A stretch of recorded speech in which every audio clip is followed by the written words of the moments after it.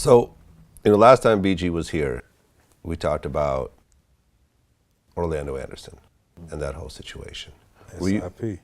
And BG, you and Orlando were like best friends.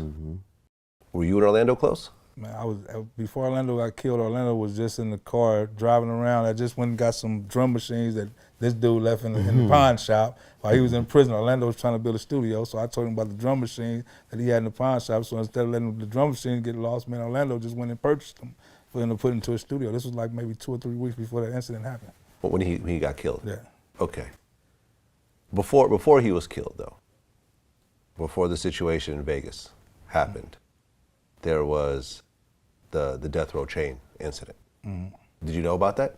We were actually on the road a lot at that time. I think we were going. Like when I'm in the neighborhood, that's one of my people who will pull up looking for. You know what I mean? And I pull up looking for him when I go in their neighborhood. So we used to. Then they had it was other little things going on to where it wasn't cool for me to be in the middle again of certain things like that. They were South Side. Yeah. And you guys were Nutty Block. Yeah, but we was NSA. But we the homies. Our hoods is Oh, so it was you guys were we clicked that. Yeah, we used to walk when we started gangbanging. When we first started some of our journeys, we used to have to walk to certain neighborhoods that we was cool with. That was one of the neighborhoods that we actually some of the people before us fought them, but we ended up walking and becoming tight with them just from walking the streets together. You know what I'm talking about?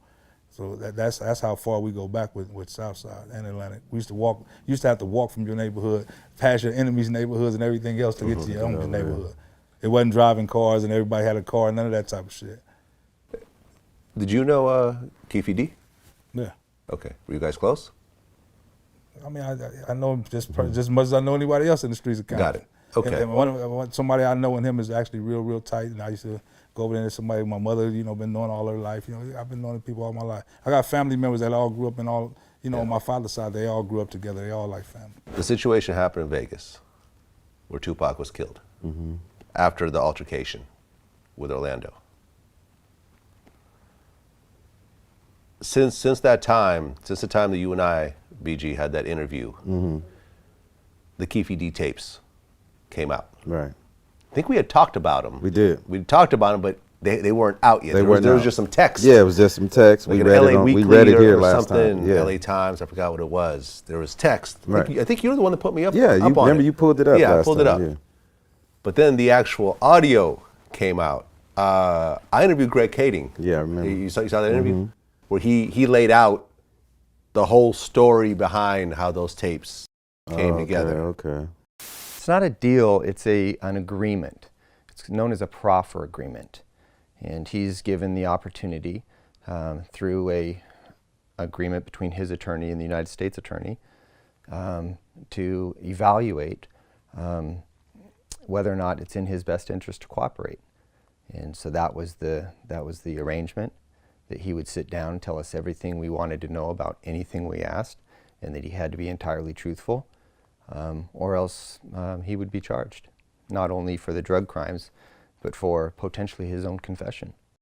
Did you hear the Keefe D tapes? Yeah, man, I actually was, I did. I listened to a little bit of it. I don't try to feed into too much of none of this shit, though, man. Like I said, I've been through enough shit to where nothing surprises me, man. You know what I mean? I wouldn't be surprised by nothing about no person on this earth right now. You know what I mean? So, what purpose does it serve me to even feed into it? You know what I mean? I don't really pay too much mind to it, man, because it's all stories at the end of the day. And don't nobody know but the people involved in God at the end of the day. You heard the Keefe D tapes? Yeah. What did you think when you heard them? I mean, they was incredible. Like, it's like he said, it's like, it was hard to even fathom listening to him saying what he was saying, like, and that's why I said what I said. Like, I just think that was like real suckerish, man, because that was your nephew at the end of the day. You know what I'm saying? Your sister's son that you pretty much raised, you know what I mean? And for you to, and I know he dead and all that. I was just shameful, man, because his mom didn't like it. My little brother is married to Baby Lane's sister. Y'all don't understand. I just was at a wedding with Keefe D. Oh, really? Yeah, so our little adopted brother, who we adopted pretty much, is married to Orlando's sister. You feel me? So it's all intermixed. Yeah, so it's like his mom wasn't with him saying that stuff, because that's her child. You know what I'm saying? Why would you leave that type of stigma on his name after he's gone. No. Whether it happened or not, you know what I'm saying? Well, I'll be honest. Everyone who I've talked to off camera, and I'm not going to say any names because this was all off camera, private conversations, but everyone essentially from Compton, associated in any type of way, even before these Keefe D tapes, even before these movies and documentaries, had always told me that it was Orlando Anderson.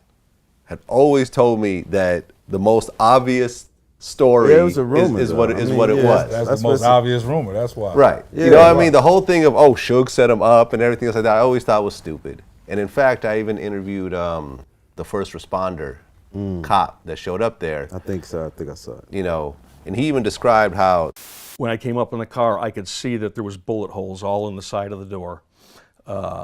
Their bullet holes were kind of right around the handle, and there was also one or more in the windshield right in front of the passenger side. So I was approaching on the passenger side. I guess the car had been shot 13 times. You know, I couldn't tell you the exact number, but there were definitely multiple hits on the car. You talking about Las Vegas, man. You know how much money was floating around at that time, you know what I mean? Yeah. You know how many what they call it? How many false what they call it? False flags could have been said anything. I don't know. I don't believe in none of this shit. Yeah, man. listen. If I wasn't there to witness it, I don't try to speak on it. You did not speak on it. Yeah, and what I was gonna say about it too, even talking about that the last time, like what people gotta understand, man, this stuff is how old? It's over 20 years old. Yeah, right? 96. I done been in prison for 10 years in the process, you know what I'm saying, of all this going on, right? So it's kind of hard sometimes when you trying to recall stories, you just picking from your memory what you can remember. And I know like a lot of people out there, they take everything so literal and to the head, but I was just piecing the story together how I remember. How you recollected it, You know what I'm as saying? you should. Yeah. It don't mean everything is